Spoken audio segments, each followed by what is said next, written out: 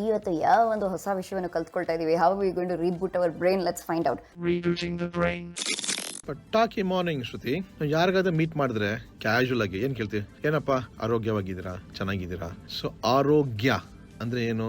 English ಅಲ್ಲಿ health ಅಂತ ಹೇಳ್ತೀವಿ. ನಮ್ಮಲ್ಲಿ ಒಂದು ವರ್ಲ್ಡ್ ಹೆಲ್ತ್ ಆರ್ಗನೈಸೇಷನ್ ಇದೆ, ವಿಶ್ವ ಆರೋಗ್ಯ ಸಂಸ್ಥೆ.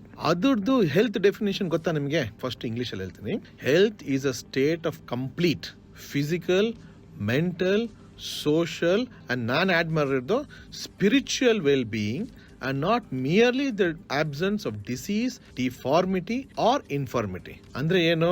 ನಾನು ಕಾಯಿಲೆ ಇಲ್ಲ ಅಂದ್ರೆ ನಾನು ಆರೋಗ್ಯವಾಗಿದ್ದೀನಿ ಅಂತ ಅಲ್ಲ.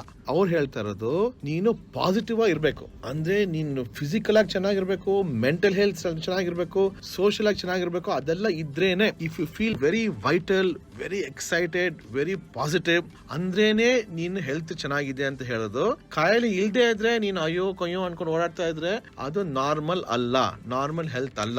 ಸೊ ವೆಲ್ನೆಸ್, ವೈಟಾಲಿಟಿ ಅದೆಲ್ಲ ಬಾರಿ ಮುಖ್ಯ, ಬಾರಿ ಡಿಫ್ರೆಂಟ್ ಅದು. ಸೊ ದಯವಿಟ್ಟು ಎಲ್ಲ ಲಿಸ್ನರ್ಸ್ ನೆನ್ಪಿಟ್ಕೊಳ್ಳಿ, ಎಕ್ಸರ್ಸೈಸ್ ಮಾಡೋದಾಗ್ಲಿ, ಹೆಲ್ತಿ ಫುಡ್ ತೊಗೊಳೋದಾಗ್ಲಿ, ಹೆಲ್ತಿ ಸ್ಲೀಪ್ ಆಗ್ಲಿ, ಎಲ್ಲ ಬಾರಿ ಮುಖ್ಯ. So that you are in a complete state of physical, mental, social, spiritual well being. And obviously spirituality ಆಗ್ಲಿ, ಯೋಗ ಆಗಲಿ, ಏನೋ ಒಂದು ಪೂಜೆ ಪಾಠ ಮಾಡೋದಾಗ್ಲಿ, ಅದೆಲ್ಲ ಭಾರಿ ಮುಖ್ಯ. So that you remain well as long as possible ನಿಮ್ಮ ಲೈಫಲ್ಲಿ. Rebooting the brain.